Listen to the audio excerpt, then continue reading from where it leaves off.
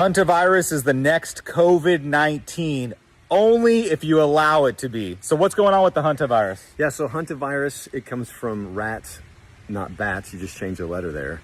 But it's always been around. We've had hantavirus in the United States forever. And is it serious? Yeah, it's serious. So is TB and cancer. But it's not like I'm not going to go to church or go have dinner with my wife tonight. And so hantavirus, do you need to be worried about? No, it's not very transmissible. It's very low risk. Is there a chance that they weaponized it like they did the last one? Yeah. Is there other things you need to know about it? Yeah. First and foremost, don't get caught up. Stop talking about it. Don't watch the news. Certainly don't get tested. What you're going to see is you're going to see people getting tested, and you're going to see these blasts from media like we have a confirmed case and such and such. And then they're going to start sprinkling in there's a confirmed death now and yada, yada, yada, which will start moving people around. Every time that you hear that there's a positive case or that somebody died was tested positive, remember it was from a PCR test. And that PCR test, the way that works is they take a little infinitesimal amount of material and they reproduce it through this scientific chemical, magic stuff.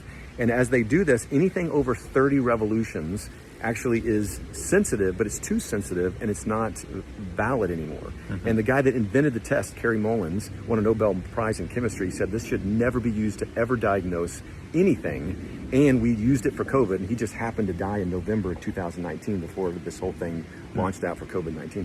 But anyway, so guess what? If you look it up online right now, you can go do this, what the cycles or the amount of times they replicate this for each and every hantavirus case right now. Like I said, anything over 30 makes it not very valid. And the average is 35 to 45 cycles they reproduce this thing, which means you're going to have people being positive left and right. So just like last time, you're going to hear all these numbers and all these people are getting confirmed. The reason that it's so important that I wanted to come to you today is because the CDC has actually just put out a level 3 alert, which is there's 3 levels. Number 1 is the most severe and least is number 3, but they're now on the board, which means they're actually kind of gearing up a little bit. And we're all hoping as red-blooded, Americans that love Jesus that we're not going there again. We're not doing this.